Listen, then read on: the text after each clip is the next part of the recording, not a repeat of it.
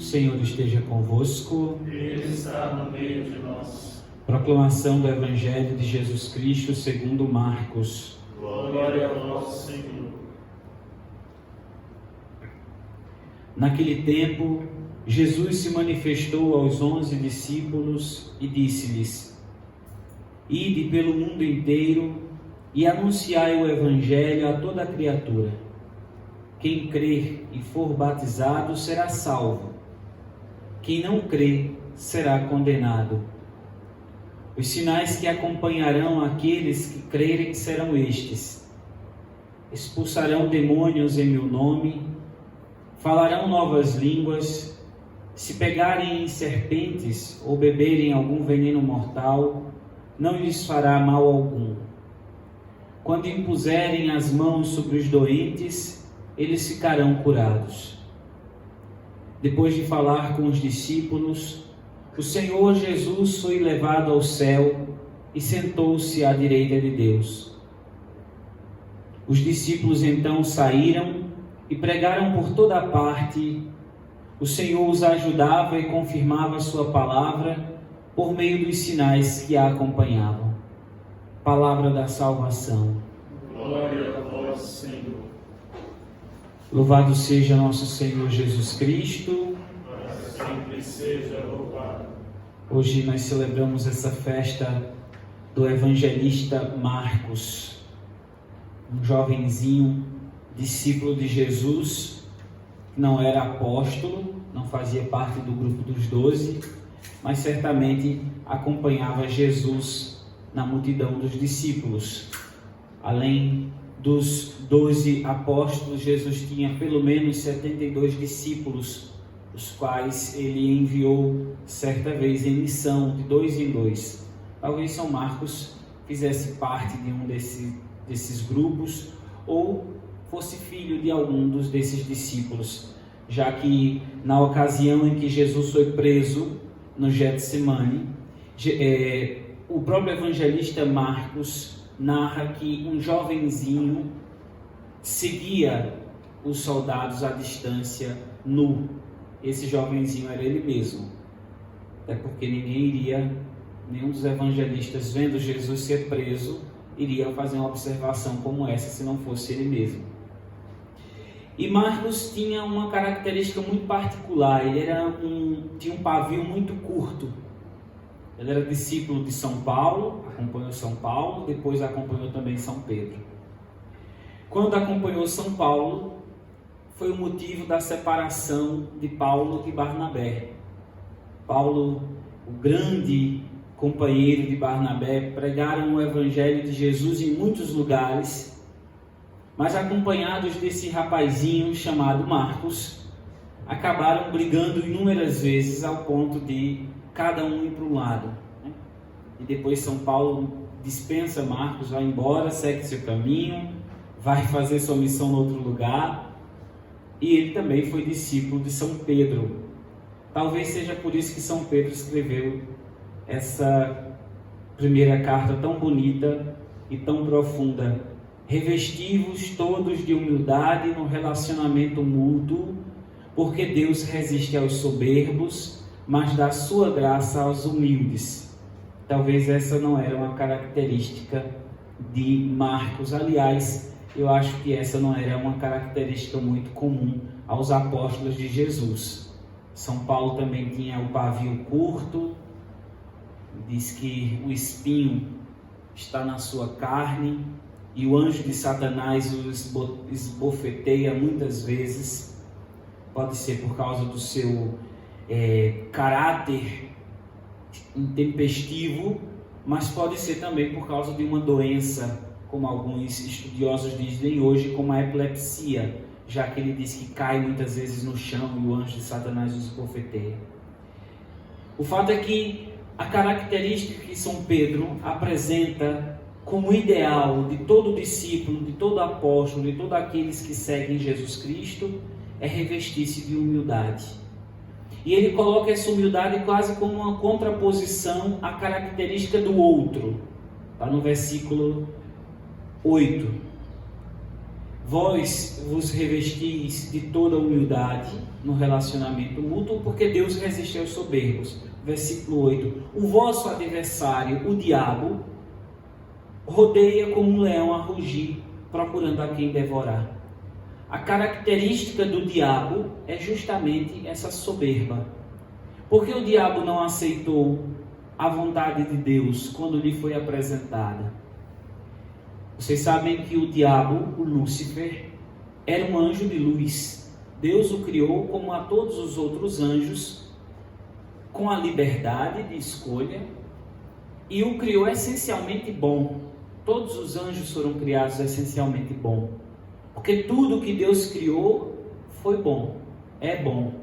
Ele não criou o mal, Deus não cria o mal. Deus criou o bem, e com o bem criou também a liberdade. E nessa liberdade nós podemos escolher ser bons ou ser ruins. Ninguém é mau ou age mal simplesmente porque foi levado pelo demônio a fazê-lo. O demônio tenta, provoca, e nós consentimos com a nossa liberdade de fazer ou não fazer. Por isso São Pedro diz: resistir-lhe firmes na fé. Uma outra coisa seria uma pessoa possuída pelo demônio, que age de maneira má. Aí ela não tem culpa, porque ela está possuída pelo demônio. Quem age nela é o demônio, não a pessoa com a sua liberdade, com o seu intelecto. No mais, o demônio tenta, provoca, assedia, está como um leão a rugir, procurando a quem devorar. Mas é o nosso consentimento quem permite que ele faça ou haja na nossa vida. E para resistir ao demônio, nós precisamos ser humildes. É a oposição ao diabo. Uma vez, há muitos anos, eu vi uma pregação que dizia: a única coisa que o diabo não faz livremente e por humildade é ficar de joelhos diante de Deus. Ele faz por obrigação. Quando o sacerdote o impõe na autoridade, o sacerdote, claro, revestido da autoridade que o bispo lhe dá de ser exorcista, ele obriga o demônio a se curvar diante de Deus. E o demônio é obrigado a fazê-lo. Não porque ele é humilde, porque ele é obrigado. Nós, os filhos de Deus, os adoradores, nos curvamos diante de Deus não porque nós somos obrigados, mas nos curvamos diante de Deus por humildade. E é essa humildade que nós precisamos almejar, desejar, como diz São Pedro: rebaixai-vos. É uma palavra forte, rebaixai-vos. Ninguém quer se rebaixar ao outro. São Pedro diz: rebaixai-vos, não por obrigação, pois humildemente, rebaixai-vos humildemente perante a mão poderosa de Deus. Então, essa característica da humildade, do revestir-se da humildade, da sobriedade, como diz São Pedro, serem sóbrios e vigilantes, é justamente a arma mais poderosa que nós temos contra o diabo. Um monge em algum lugar nesse mundão foi muito tentado por Satanás, mas muito tentado por Satanás. Em uma ocasião, o padre, fazendo um exorcismo, perguntou ao diabo por que ele não tinha aniquilado aquele monge. Porque o monge era assediado, era tentado, mas permanecia com uma humildade, com uma resistência, com uma santidade impressionantes.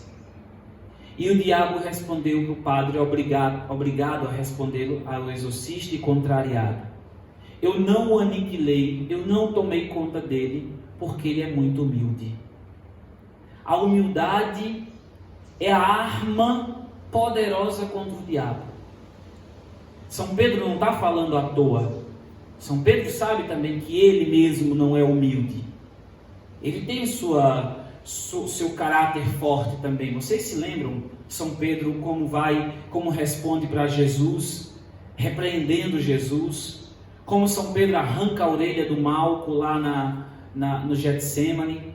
Como São Pedro não quer comer com os gentios na frente dos judeus, porque não quer parecer que está contrariando a lei. Como São Pedro enfrenta São Paulo no Concílio de Jerusalém e São Paulo responde.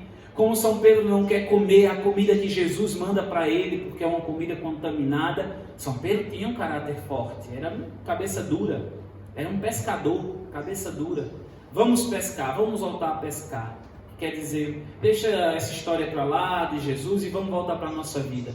São Pedro tinha a cabeça dura, mas foi sendo forjado no dia a dia, no sofrimento.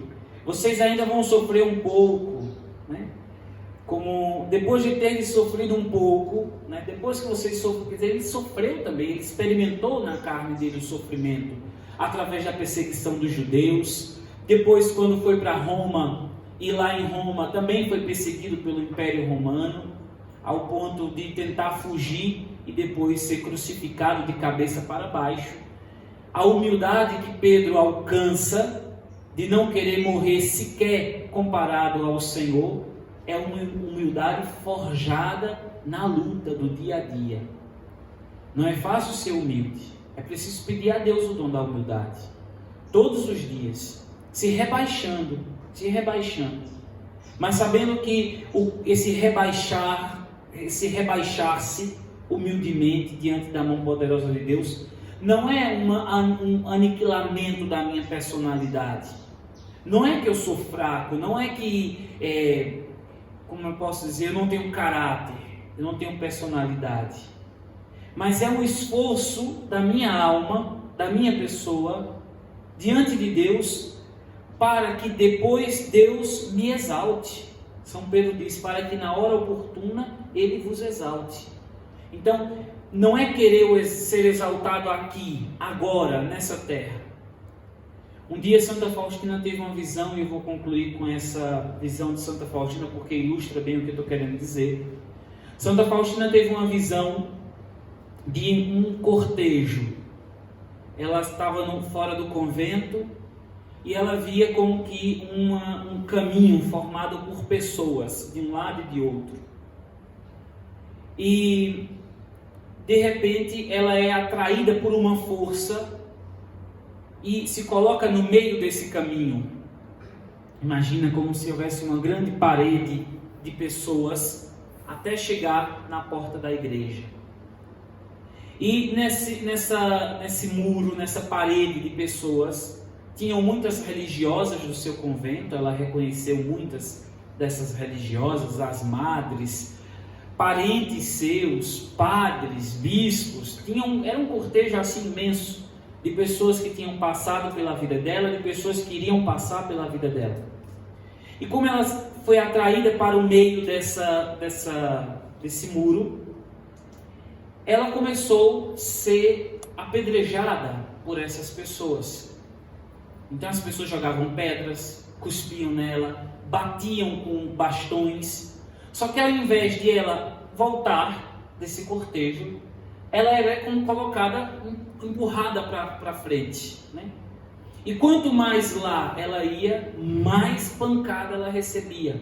Dos padres, dos bispos, das religiosas, dos seus parentes, né, dos seus familiares. E as pancadas eram cada vez mais fortes, mas ela não conseguia voltar. Até que ela chega finalmente dentro da igreja e vê o altar. E no altar tem um nicho. A gente não tem nichos aqui, mas imagina aqui essa coluna sem a imagem. Tudo estava preenchido, mas essa daqui sem a imagem. Então Santa Faustina observa isso e diz: por que aquela coluna está sem imagem? E Jesus responde para ela: aquele é o teu lugar. Você deve tomar posse daquele lugar. E ela questiona Jesus por quê, né? E Jesus responde: aquelas pancadas que você foi recebendo foi te tornando mais santa, porque você foi se tornando mais humilde. Então a humildade não é um que já nasce com humildade, não é fraqueza de personalidade. Não entendam dessa forma. A humildade é um dom de Deus, é uma coisa que nós devemos almejar, procurar. Santa Teresa de Calcutá dizia: eu prefiro ter paz do que ter razão.